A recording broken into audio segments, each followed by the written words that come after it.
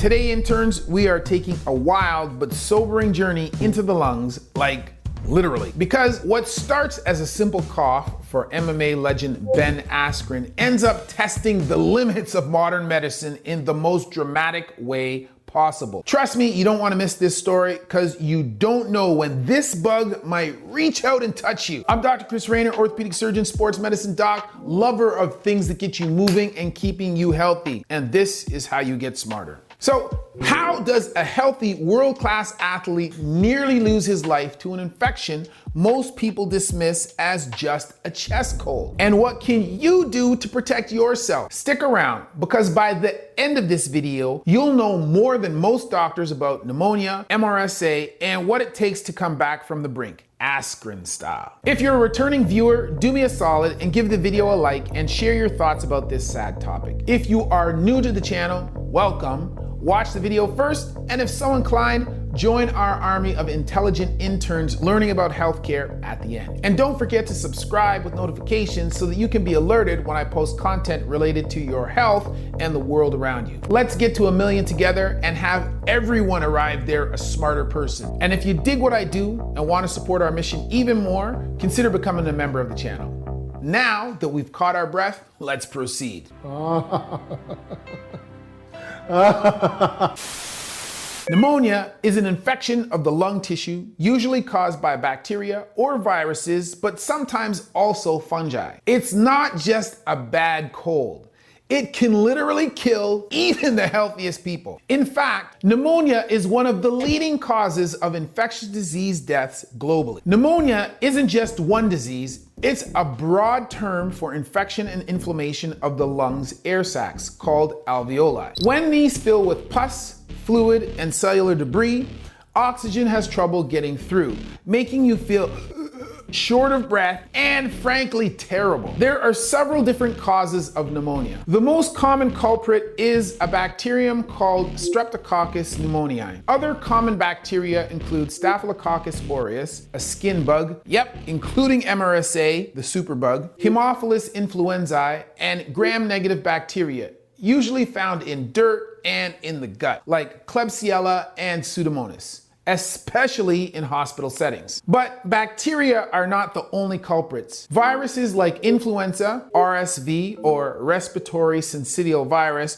and coronaviruses, remember COVID-19, can directly attack lung tissue, causing inflammation and damage, ultimately resulting in pneumonia. And not to be outdone, fungi, no, not cordyceps, can also be implicated as an unusual cause of pneumonia. Uncommon in healthy people, fungal causes can strike those with compromised immune systems. Think Pneumocystis jirovecii, especially in HIV/AIDS, or Aspergillus and Histoplasma if you live in or travel through areas where these fungi are common. One last cause is related, not to an organism, but rather to a process that can occur. In this case, it is not bugs, but stomach contents or food entering the lungs. For example, in stroke patients or those with impaired swallowing, that can also start a chemical and then bacterial firestorm. This is the main reason why you're asked not to eat or drink for at least 6 hours prior to elective surgery. It really sucks to tell someone that their elective surgery went well, but that they need to be hospitalized and treated for pneumonia because their stomach contents went into their lungs when they were being put to sleep and intubated. Now that we know the who of things, let's take a closer look at what actually happens when you get sick with or acquire pneumonia. The process all kicks off when pathogens bypass the body's normal airway defenses. Think cilia, mucus, and immune cells. Cilia are tiny hairs that line the inside of your airways, whose purpose is to protect against foreign particles in your airways. When a tiny piece of dirt or an irritant enter your airways and they stimulate one of these hairs, they become active and they actively start to sweep that particle back up your airway and hopefully out of your lungs where you can cough it out. Within a short time, the immune system swings into action, flooding the area with white blood cells, cytokines, and other chemical messengers or mediators. Cytokines are a group of signaling proteins that are used to communicate between cells that are commonly active in the immune system. As part of this inflammatory process, blood vessels leak fluid and the alveoli or air sacs eventually fill up. Those air sacs or alveoli, normally full of air, now become boggy and battle scarred. With fluid in the place where air should be, the exchange of gases is impaired. Oxygen can't pass from the lung to the bloodstream efficiently, and carbon dioxide, a waste gas, can't go the other way either. That's why you get short of breath, hypoxic, and cracked out tired. And with fluid retention also allowing carbon dioxide to build up, you may also become hypercapnic or high carbon dioxide in the blood. Unfortunately, the effects are not merely localized to your lungs. Toxins and inflammation don't stay put. They escape the lungs through the bloodstream, and as a result, fever, chills, body aches, and in severe cases, sepsis, multi-organ failure, or shock can develop, thereby spreading the microbial party to the entire block. And this is where things really get serious, both in the short and potentially also the long term. If the battle isn't won relatively quickly, you might face complications like lung abscesses or pockets of pus in the lungs, pleural effusion, fluid around the outside of the lungs, or necrosis, where lung tissue literally dies, as in necrotizing pneumonia. Pneumonia is not just a lung problem. Its ripple effects can threaten every system in your body, especially if your immune system can't keep up or the bug is particularly nasty like MRSA. The danger that is associated with pneumonia stems from several factors that include its pathophysiology, the nature of the causative agents, and treatment-related problems. Most importantly, pneumonia disrupts oxygen delivery. It's like suffocating from the inside out. Pneumonia can escalate fast, especially in the young, old, immunocompromised, or anyone with chronic diseases. You need a strong immune system to deal with an infection like pneumonia. Those who lack a robust immune system are definitely at a disadvantage when it comes to protecting yourself from pneumonia. Certain pathogens like MRSA or the influenza virus cause more severe, rapidly progressing forms. Pneumonia is a serious disease, but even so, many pathogens are overachievers and they are working to make pneumonia even worse than it already is. And unfortunately, with some physicians throwing around antibiotics the same way Oprah hands out cars, the bugs are more and more likely to develop or pick up antibiotic resistance genes. And ultimately, antibiotic resistance means some pneumonias aren't easily treatable. And that's why even athletes like Ben Askren, even at peak fitness, aren't immune to pneumonia's enmity. The story only gets more dramatic from here. Ben Askren, tough as nails, Olympic wrestler, ex-UFC fighter, the kind of guy who laughs at pain. Ben started with a cough, a low-grade fever, nothing crazy. Like most athletes, he pushed through. No days off, right? But his decision for Ben nearly cost him his life. Honestly, thank God for my wife, because I was kind of fighting it, you know? I'm like, no, I'm gonna go watch this guy at the Bitcoin conference. I don't want to go to the hospital. You know, had I waited another hour or something, that might have been a wrap. Here's where it gets interesting. Ben caught pneumonia from a bacteria called MRSA, or methicillin-resistant Staphylococcus aureus. This bug, it's no joke. Studies show that staph infections are alarmingly common in contact sports. In wrestling and MMA, close contact, shared surfaces, and minor skin cuts or abrasions put you at massive risk. And in case you were wondering, Staph aureus is a common skin bacteria that is present in the billions on the surface of all of our skin. However, the variants that are found on most of us are relatively benign and can be easily defeated by our immune systems. On the surface of our skin, they are harmless, and if they manage to breach our skin barrier, they can be effectively eliminated by our immune defenses. MRSA, on the other hand, is a different beast. It is much more virulent, resistant to our immune defenses, and resistant to common antibiotics. Which is to say, that Ben Askren was extremely unlucky to become infected and likely in an immune compromised state when he became infected. Sometimes random shit happens, and usually modern medicine can be there to bring you back from the brink when it does. Quick sidebar. If you're interested in MMA or combat sports, be sure to check out my playlist on UFC injuries right here. So just to be clear, Ben's pneumonia wasn't caused by the usual germs. His was straight up fuel injected, turbocharged, hospital grade superbug. MRSA literally doesn't give two F's about the typical antibiotics that we use to eradicate these infections. While regular Staph aureus is present on everyone's skin, it can normally be killed with standard antibiotics. If it gets inside a wound or an abrasion causing cellulitis, a localized skin infection, standard antibiotics like cefazolin or clindamycin can be used to effectively treat the infection and eliminate the bacteria. MRSA, however, is a variant of Staph aureus that isn't affected by these usual antibiotics. Consequently,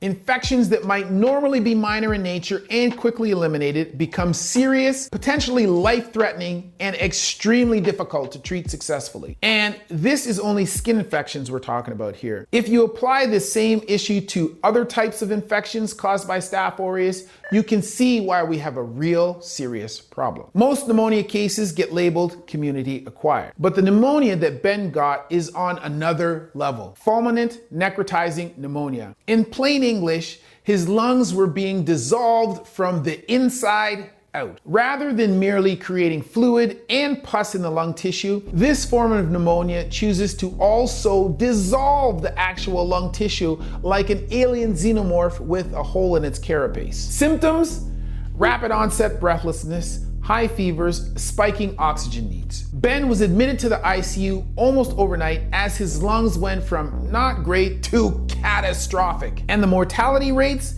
they can be terrifyingly high, approaching 40 to 60% in some studies, even with the best care. Let's put it this way. Ben's family had to prepare for the worst. Welcome to real-life medical drama of being kept alive by machines while his lungs essentially liquefied. Around-the-clock care. Doctors fighting to keep him stable. And as each hour passed, his odds shrank. This wasn't Hollywood drama. It's cold, hard stats. The numbers don't lie, and they certainly weren't looking good. What happens next? The team tries everything. IV antibiotics tailored for MRSA, maximum ventilator support, sometimes adding ECMO, which is basically an artificial lung outside the body. ECMO, or extracorporeal membrane oxygenation, works by taking oxygen-poor blood from inside the body, circulating it outside the body, adding oxygen to it while at the same time removing carbon dioxide from it, and then returning the warmed oxygen-rich blood back to the patient. They didn't have great ECMO in Vegas, so we got a med flight back here.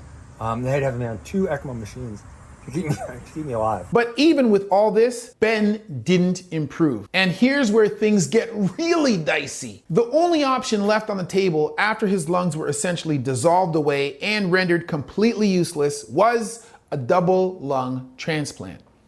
Think about that for a second. At some point they said, this is not going to work.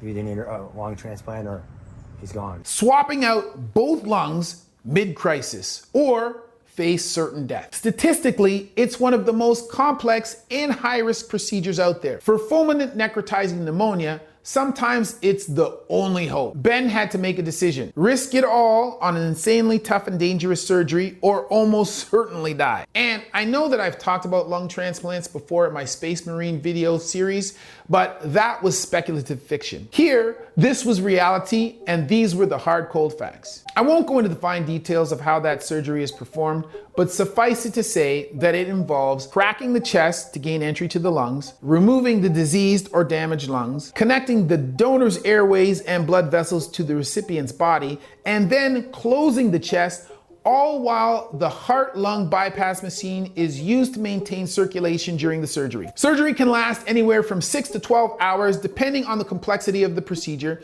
and any complications that arise intraoperatively. And this is assuming that a matching donor with appropriate tissue type, blood type, and size could be found in the required time frame. A lot of stars had to align for this to even be in the realm of possibility for Ben. Thankfully, for Ben, his family, and his fans, it worked. But believe it or not, that was just the start of a new fight. Post-surgery for a lung transplant isn't a victory lap.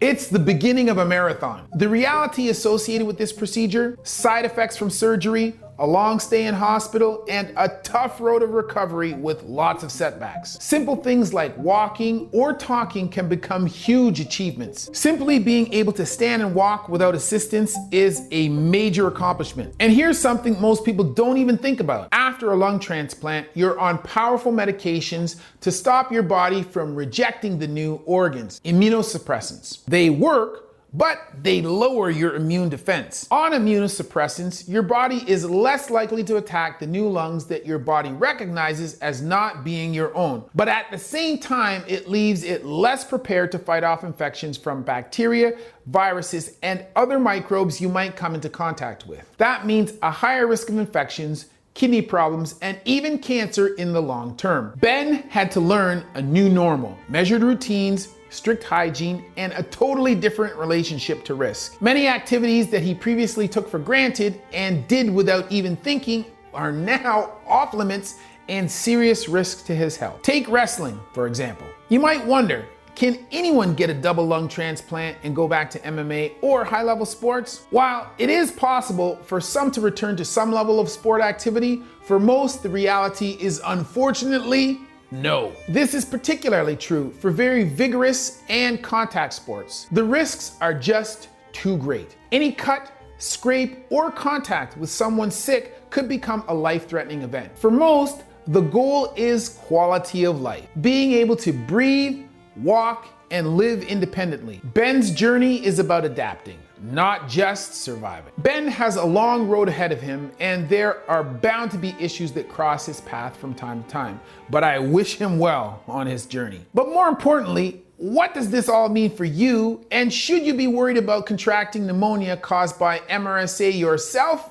Well, here's the TLDR. Wash your hands all the time. Athletes just do it. Staph aureus is everywhere, but MRSA is much less common, and maintaining hygiene is a way to ensure that it doesn't colonize your skin if you come into contact with it. Don't share towels or water bottles, ever. It may seem benign, but you can't see who is colonized with MRSA because they may not have symptoms or signs that show it. Disinfect mats, gear, anything you sweat on. If you or someone else is colonized with MRSA, it will also colonize the sweat droplets that fall off your body. See a doctor early for coughs that don't get better, especially if you're in sports. Lingering coughs or wounds should always be checked, and testing for MRSA is relatively straightforward. Cover wounds, don't train with open sores, and actually listen when coaches say, see the trainer. Remember, even healthy people can be infected by MRSA, so you shouldn't ignore lacerations and abrasions and pretend that nothing has happened,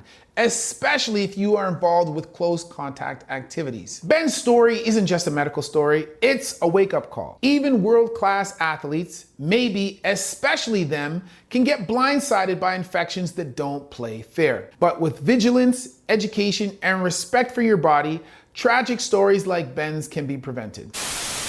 If you found this story as compelling as I did, smash that like button, subscribe, and drop your questions or stories in the comments. Let's talk about the stuff that can actually save lives. Be sure to join my intern army and click on your notification to catch my uploads every Monday morning. And don't forget to follow my gym, Human 2.0 Fitness, for free right here on YouTube, where we post content that helps you move better and prevent injury. Or its sister channel, Human at Home, where we show you how to be healthy in the space where you live. Stay active, stay safe, and don't take your lungs for granted. As always, that's been a word from Dr. Chris Raynor, not your everyday ortho, where we see one, do one, teach one.